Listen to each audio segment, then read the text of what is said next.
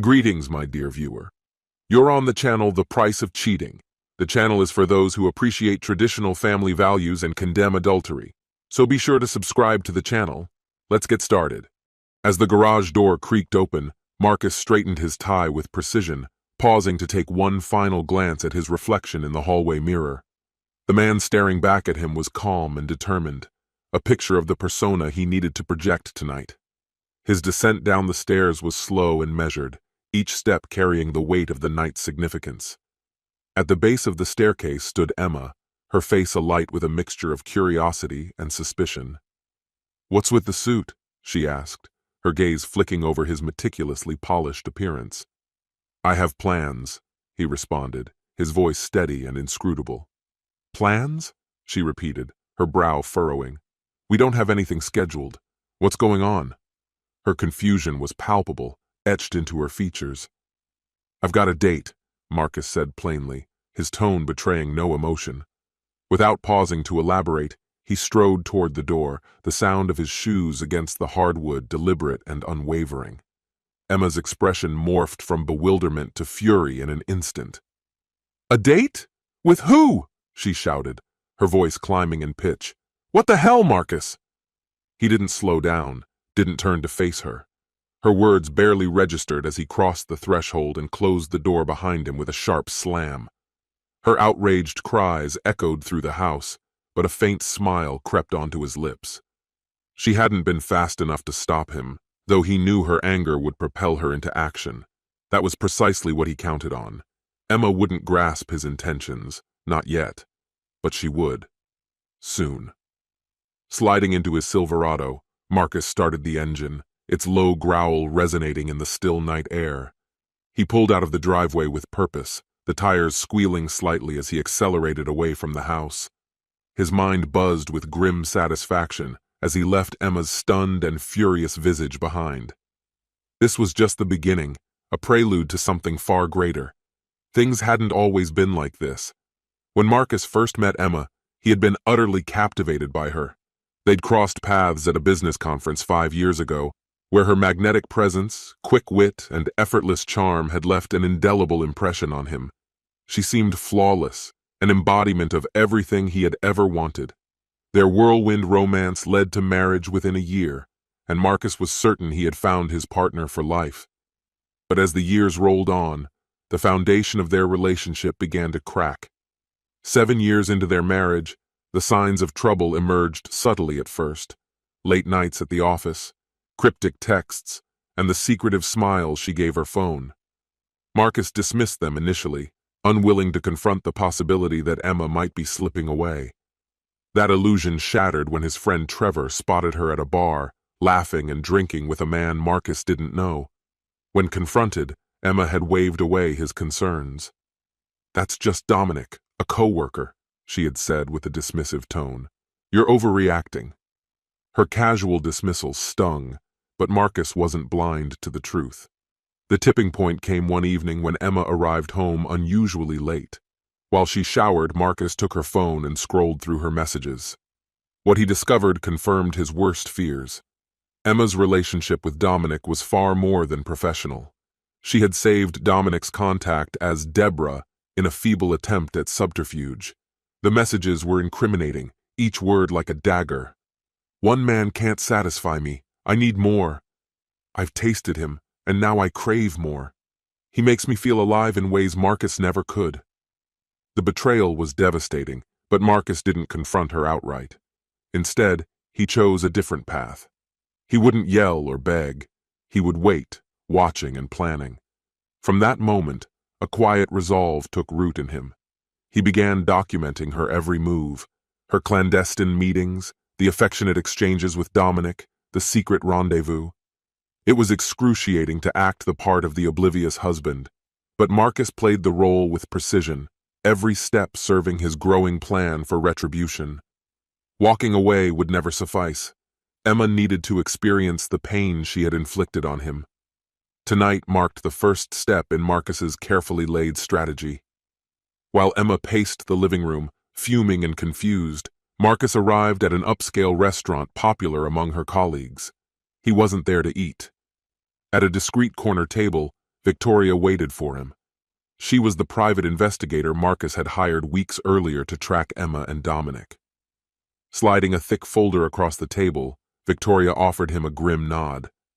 Inside the folder were photographs, damning evidence of Emma's betrayal.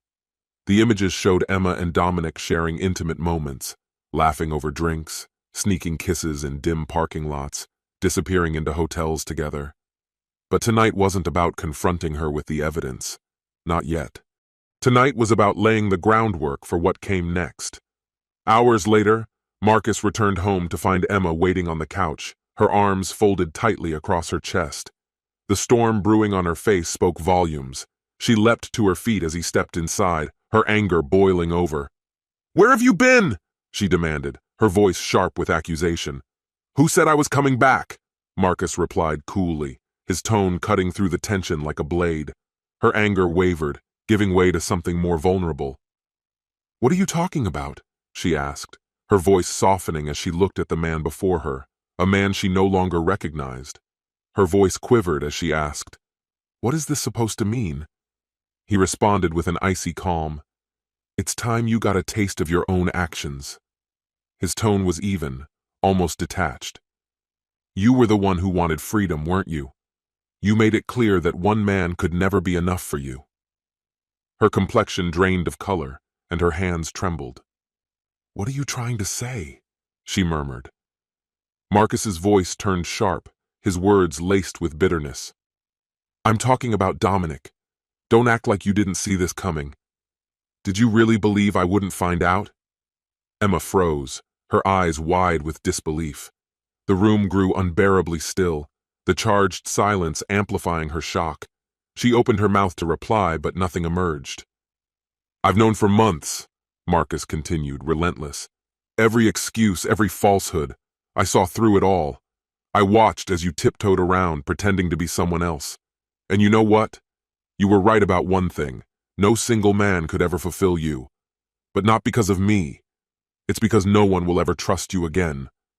Her voice came out in a strained whisper. "Marcus, please, don't." His sharp interjection cut her off. "We're finished. But don't think you'll walk away unscathed. You'll pay for this." Her breath caught, panic clouding her expression. "Pay? What are you planning?" A cold, calculated smile curved his lips, chilling her to the core. "You'll find out soon enough," he said, his tone unnervingly calm. "You're about to understand what it feels like to have your trust completely betrayed." Emma instinctively took a step back, fear etched across her face. "You wouldn't—" "Oh, I would," he interrupted, his words edged with steel. "And I will. This isn't just revenge, Emma. It's justice." Her eyes searched his face for a hint of his intentions, but he turned away, offering no further clues.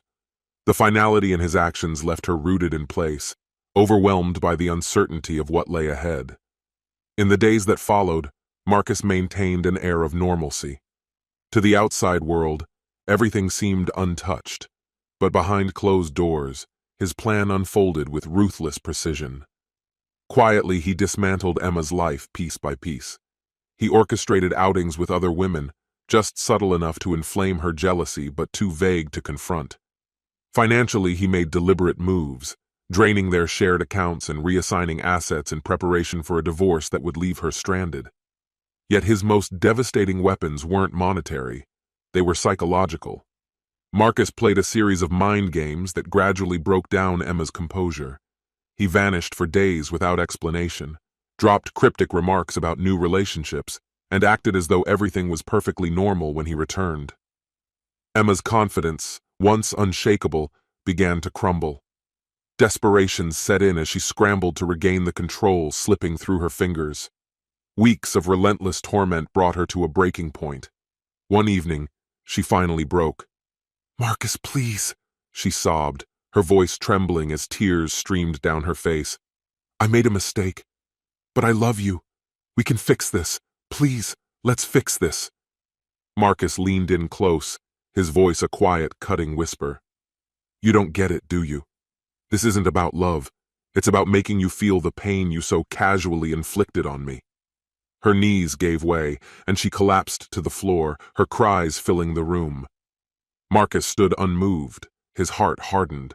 The woman he had once adored now seemed like a stranger, her betrayal carving a wound he couldn't forgive. The night stretched on, the only sound her ragged sobs as she lay motionless on the couch. Marcus stood by the window, gazing into the darkness outside. A faint, hollow satisfaction stirred within him. "I warned you, Emma," he muttered, his voice barely audible. "Now you'll see what it's like." But his revenge wasn't finished. Not yet. Marcus had more moves to play, more revelations to unleash. He knew that the final strike would be the most crushing of all. As time passed, Marcus tightened his control. Emma's once firm resolve was now a shadow of itself. She lived in constant fear, every moment tinged with paranoia. Each phone call, every unexplained absence, sent her spiraling deeper into dread. Sleepless nights became her norm, the darkness filled with the weight of her anxiety. For Marcus, it wasn't just about revenge, it was about power. He savored the control he wielded over her, the way her voice cracked when she pleaded, the haunted look in her eyes. Forgiveness had never been an option. One evening, as Marcus prepared to leave again, Emma mustered the courage to confront him. She stood in the doorway, pale and gaunt, exhaustion etched into every line of her face. "Marcus," she whispered, her voice trembling, "I can't take this anymore. Please, just tell me what you want. I'll do anything." He paused, locking eyes with her. A flicker of emotion passed over his face. Pity, perhaps, or disdain, before he turned and walked away, leaving her words unanswered. The silence that followed was deafening. For Marcus, reconciliation was never the goal. Watching her unravel piece by piece was the true victory, and he intended to see it through to the bitter end. Marcus paused, his hand resting on the doorknob, and turned his gaze back toward her. The sight of Emma, broken and vulnerable, might once have stirred emotions of pity or remorse within him. Now, however, he felt nothing.